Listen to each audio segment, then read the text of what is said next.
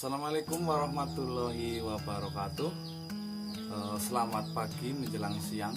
Jumpa lagi dengan saya, Ganang Setiopo. Kali ini saya membuat video pada siang hari ya teman-teman ya. Ini adalah lokasi gubuk kakek saya yang kemarin itu diteror ini. Sampai saat ini itu belum pergi ya si yang neror kakek saya ini. Sampai nenek saya pun merasa resah. Akhirnya saya siang-siang datang ke sini mau lihat lokasi-lokasinya sekalian. Nanti kalau belum pergi juga, insya Allah nanti malam saya mau buat videonya di sini ya, explore di sini ya teman-teman ya. Oh ya, menjawab dari pertanyaan dari teman-teman semua. Banyak yang bertanya tentang Bang, bagaimana cara mengunci penampakan? Bang, bagaimana cara mendapatkan penampakan? Oke ya teman-teman ya, pertanyaan itu sering kerap muncul, makanya saya akan menjawab satu persatu ya. Ya intinya yang inti saja. Di sini saya tidak bertujuan untuk menggurui. Saya hanya untuk berbagi ilmu ke teman-teman semua ya. Barang siapa tahu nanti bisa teman-teman amalkan di rumah sendiri atau dimanapun ya. Karena saya bukan pamer atau bukan gimana-mana ya. Karena saya cuma pengen berbagi saja ya. Juga video dari saya tidak bermaksud untuk melecehkan pihak manapun atau membodohi pihak manapun ya.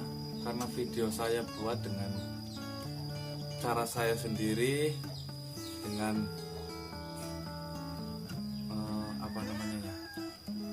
saya diberi fadilah sama Allah ya, seperti itulah saya cara menyampaikannya ya teman-teman. Saya juga tidak menuntut kepercayaan dari siapapun, karena kalau saya bilang video saya ini hanya 100% real, nanti banyak haters. Jadi saya golongkan video saya, posisikan ke hiburan saja, mungkin biar lebih ke tengah-tengah saja ya teman-teman ya. Seperti itu ya. Karena penampakan makhluk tak kasat mata itu setiap desa, setiap daerah, setiap tempat itu berbeda-beda teman-teman ya.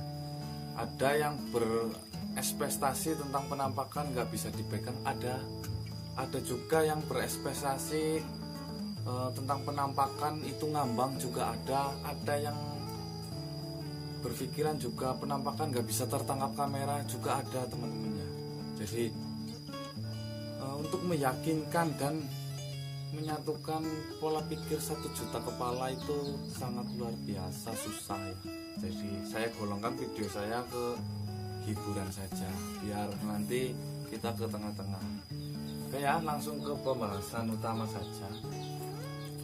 Biasa ya, Bang, pertanyaan yang sering kerap, Bang, kenapa saya explore ke tempat-tempat nggak dapat penampakan, Bang?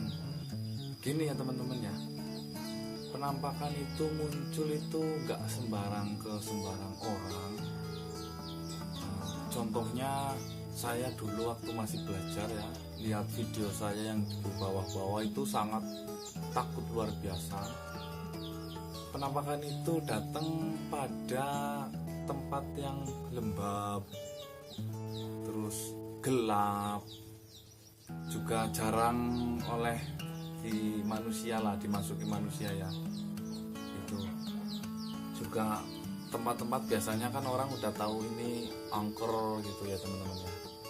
Makanya jangan harap mendapatkan penampakan kalau cuma di belakang rumah teman-teman. Saya kadang berjalannya itu sangat jauh ya. Kadang kalau udah rezeki deket pun dapat teman-teman ya. Seperti itu teman-teman. Jadi yang menganggap video saya adalah hoax silahkan monggo kerso. Yang menganggap video saya suka dan terhibur, saya ucapkan terima kasih ya. seperti itu ya teman-teman. Oke ya, saya yang biasa saya lakukan kalau waktu penelusuran itu teman-teman ya. Yang pertama, saya dari rumah itu selalu perut keadaan kenyang teman-teman, atau nggak lapar lah. Kalau kita lapar nanti kita down dulu kalau lihat sosoknya teman-teman. Karena saya punya cerita sedikit ya. Waktu dulu saya itu agak sombong ya, saya nggak takut apa-apa. Tapi giliran saya datang bertemu langsung, dia itu bukan cuma mukanya yang jelek, bukan cuma tampangnya yang menakutkan. Dia itu punya energi yang membuat jantung kita itu berdebar kencang, sehingga kita itu gemeter dan rasa takut. Akhirnya kita yang kalah.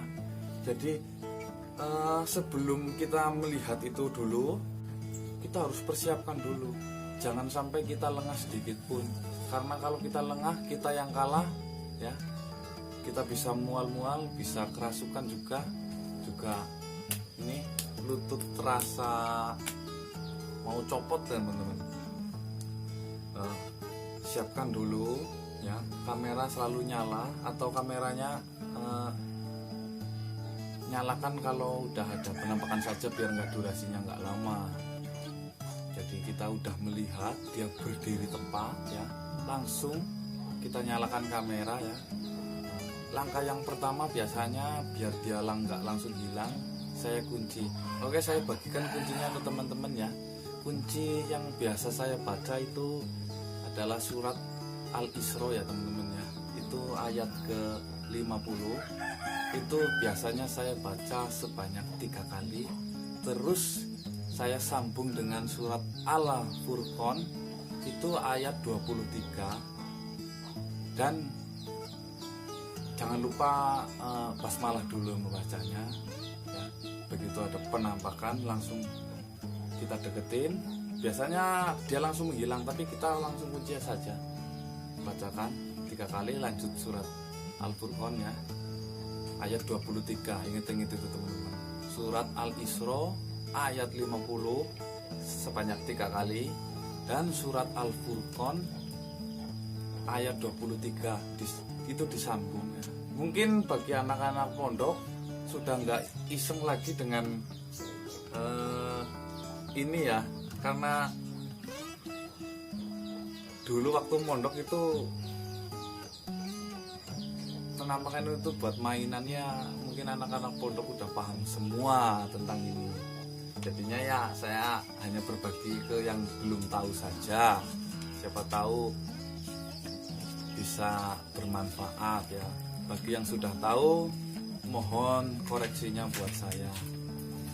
Selanjutnya, kalau kita sudah melihat dengan jelas, itu paling lama itu 10 menit lah, jangan lama-lama, kasihan. Karena dia masuk ke hukum kita itu, masuk ke dunia kita itu sama saja kita menyelam di air teman-teman. Jadi sehebat-hebatnya kita kalau di air itu nggak ada apa-apanya ya. Paling lama berapa menit sih kita tenggelam di air. Begitu juga dia masuk ke alam kita, kena hukum kita. Jadinya dia mau hebat kalau udah padat, bahkan dipukul, bahkan dicekek pun ada hadisnya itu. Jadi banyak yang tanya, kata mana ada penampakan bisa dipegang, coba ngajinya di lebih dalam lagi. Jadi enggak penampakan makhluk halus, coba ngajinya cari-cari hadis lagi lah. Seperti itu teman-teman ya. Begitu kita kunci, dia cuma gerak-gerak, nggak ngapa-ngapain, mungkin dia cuma meludah atau ngapain lah, cuma itu. Selanjutnya kalau kita udah melihat jelas, kita udah puas ya, kita lanjut dengan lepas kuncinya surat Anas ya teman-teman.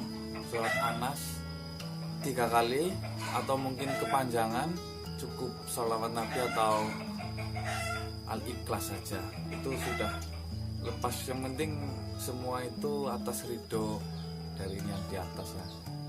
Seperti itu ya teman-teman.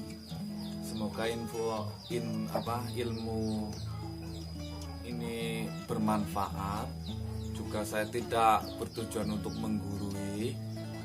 Ya intinya saya hanya berbagi bagi yang belum tahu. Bila banyak kata yang saya ucapkan salah, saya mohon maaf sebesar-besarnya. Bagi para guru-guru saya, mohon maaf guru. Mungkin seperti itu saja penjelasan dari saya tentang explore saya. Kurang lebih seperti itulah teman-teman. Saya tidak punya basic apapun, saya tidak punya ilmu apapun ya.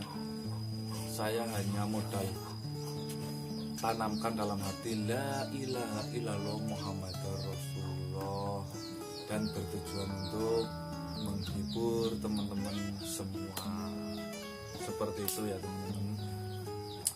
Mungkin barangkali ada yang merasa cocok dengan yang saya sampaikan, bisa tinggalkan like-nya.